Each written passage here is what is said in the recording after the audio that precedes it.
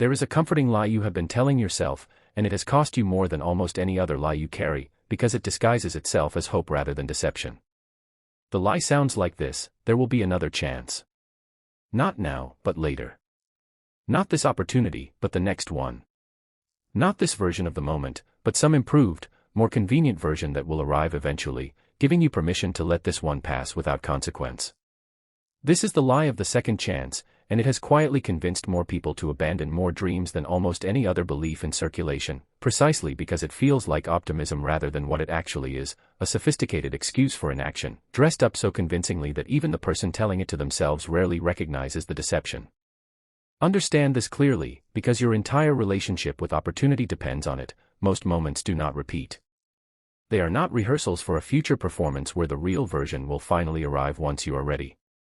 Each moment is the actual performance, occurring exactly once, in exactly this configuration of circumstances, timing, and possibility, and once it passes, what follows is not a second chance at the same opportunity. It is an entirely new configuration, resembling the original perhaps superficially, but missing the specific conditions that made the original moment what it was. The person you could have approached, the market you could have entered, the version of yourself with the exact energy and circumstances required to seize what was in front of you, these do not wait patiently in storage, ready to be retrieved whenever you finally decide you are prepared.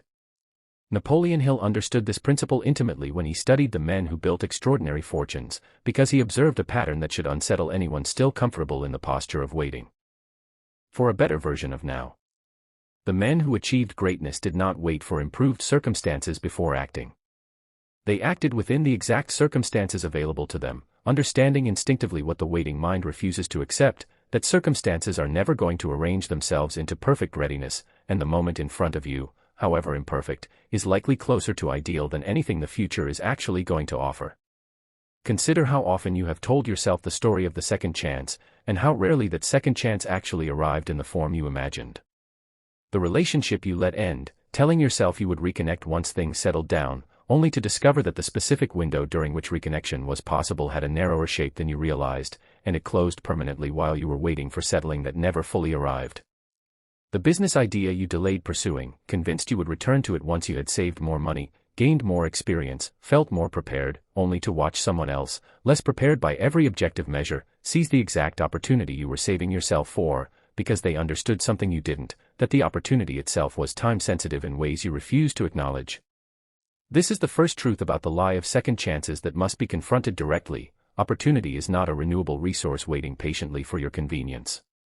It is closer to a wave, arriving with its own timing, its own momentum, and its own inevitable departure, and the person standing on the shore who tells themselves they will catch the next one, and the next one, and the next one, eventually discovers they have spent an entire lifetime watching waves pass without ever actually entering the water, because there was always, theoretically, another wave coming. And this theoretical availability became the exact justification for never engaging with any specific one.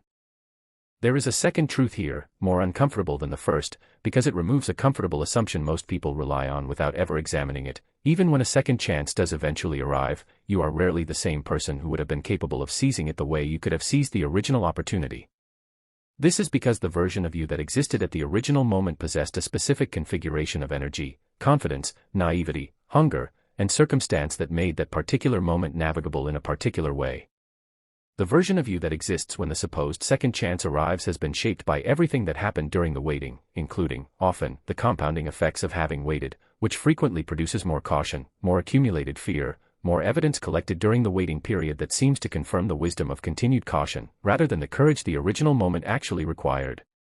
This is why so many people, when they finally return to a long-delayed pursuit, discover the return feels harder than it would have felt originally, not easier. They assumed that waiting would allow them to approach the pursuit with more resources, more confidence, more readiness. Instead, they often discover that waiting produced more fear, more self-doubt accumulated through years of watching the gap between their ambition and their action grow wider, and more internal resistance built from the habit of choosing comfort over risk, repeated so many times that it calcified into an identity that now actively works against the very pursuit they are attempting to return to.